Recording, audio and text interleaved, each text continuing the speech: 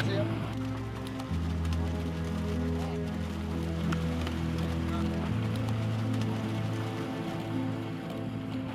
name's Dana Wilson from the Lummi tribe. We're out here at Cypress Island retrieving Atlantic salmon that busted loose from the pen that has disintegrated. We're out here trying to get these Atlantic salmon out of the water as soon as possible. Well, they're concentrated in one area so they don't mingle off into places where they shouldn't be.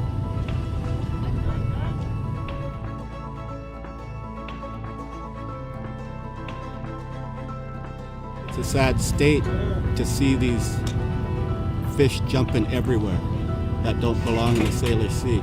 I don't even know what to call this fish. In our language, there isn't even a word for these kind of fish.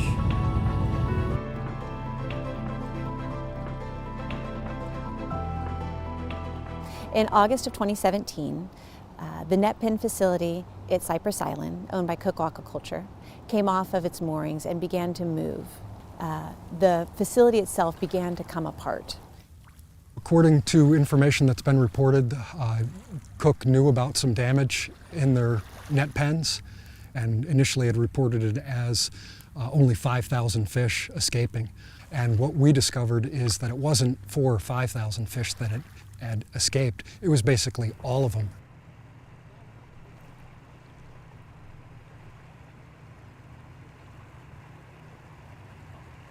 We're in here a week after the fish have busted loose.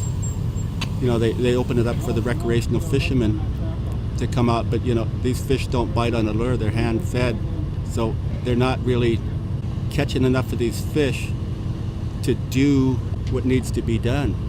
I wish the company would have let us know a little sooner that this disaster has happened.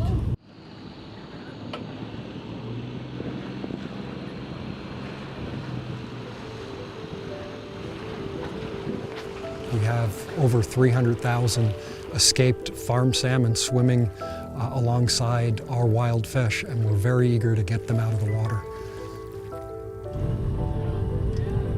It's very disheartening to have such a disaster like this in the Salish Sea that is contaminating the waters. So we're doing our best, and you know, we got word from our chairman to go ahead and open the season and fish these things out of the water. The Lummi tribes that are out there purse seining now and us out on the water here reef netting, we're not exactly sure what to do with this waste product. Nobody wants to buy them. The Lummi tribe doesn't even want them as crab bait.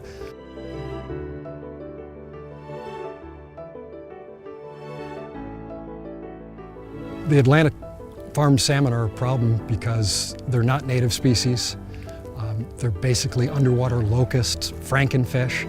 If they manage to get upriver and spawn, we're told that they can't spawn, but meanwhile, they are getting up in the rivers. This is happening right now and could potentially interfere with fish that are returning to spawn.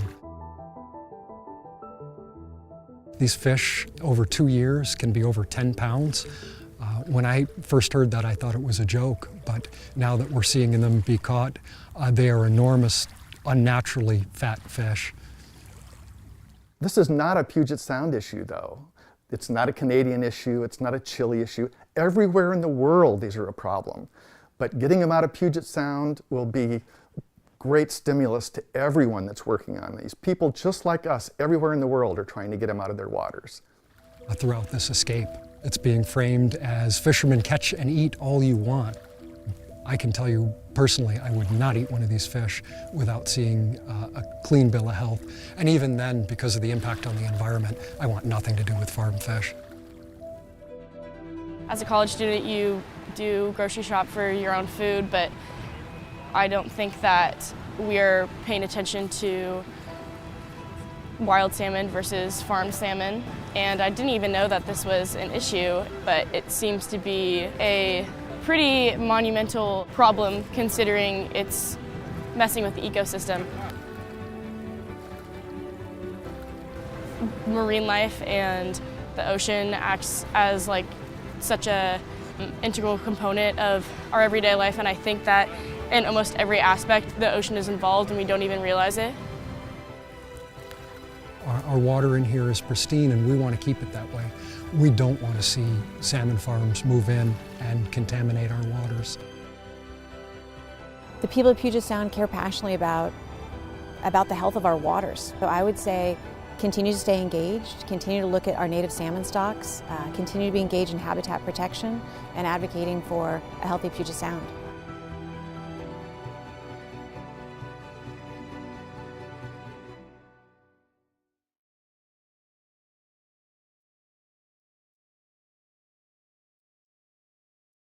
Another 3 of the net pens in Puget Sound, the lease has been taken away.